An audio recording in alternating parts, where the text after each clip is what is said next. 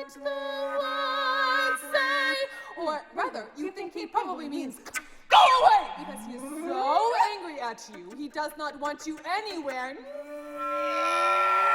him right now. Well, I think the thing about theatricality is just, it's hard to avoid thinking about that as a performer, and maybe especially as a vocalist, because often your role as the vocalist is to communicate in a really direct way, and the audience is already kind of primed to look to you for that direct information.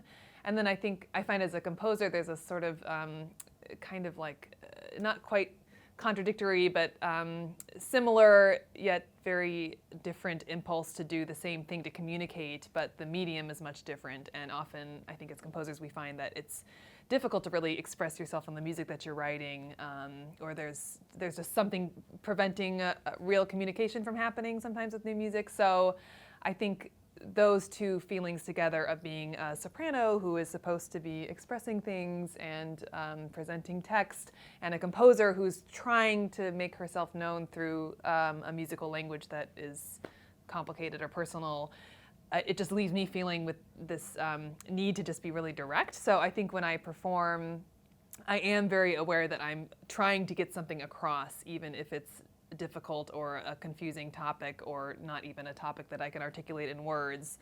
So that to me gives just makes me want to create an experience where it's clear for the audience that they are in the same room as another human being, which to me is kind of one of the essential differences between maybe theater and non-theater performance arts. It's just this feeling that there are actual bodies on stage doing something, and you're attuned to those bodies rather than just like listening to music that people are doing in front of you. How could we possibly lose a singing competition?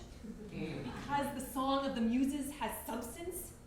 They don't just sit around caterwauling on any hapless passerby trying to ensnare him with deadly charms. They convey information. They articulate meaning. They enunciate. Sing to me, O muse. O muses, guide my pen.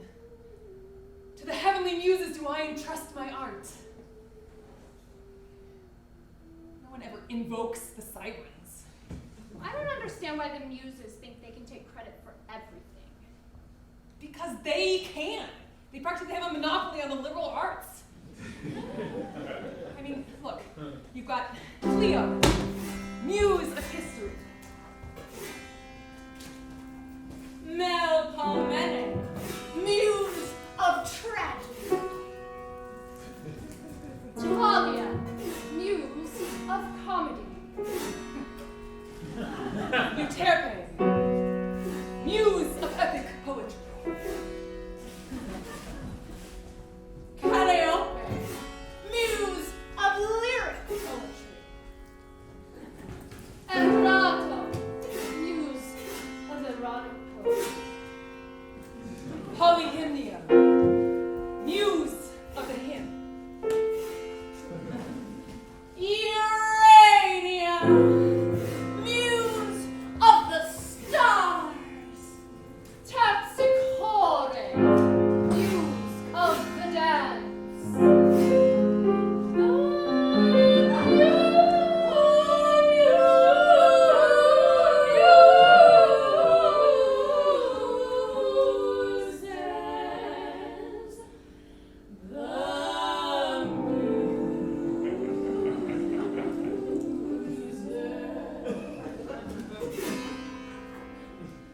I wrote a lot for other vocalists before I started singing so much, and now most of the music I write for myself, but it's not because there's a lot of reasons why I do that, and the reasons are that I really enjoy performing, that it's just convenient, it's sort of like logistically easy. I will do anything as a performer that I as a composer ask me to do, so that is sort of, I now feel like it's important for me to be part of that process of premiering it, just sort of so I can make sure it's going okay. But then I'm thrilled to hand it over to other people, and I want that to happen. And it is a weird experience, but really a cool one.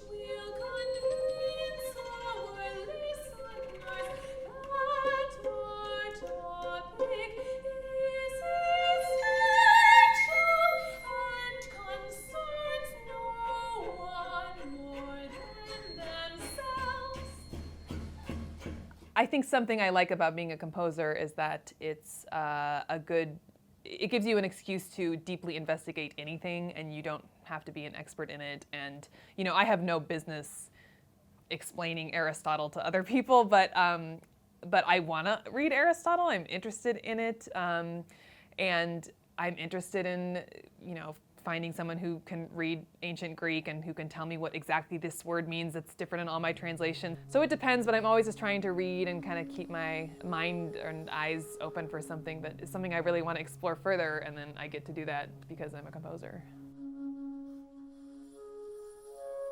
Head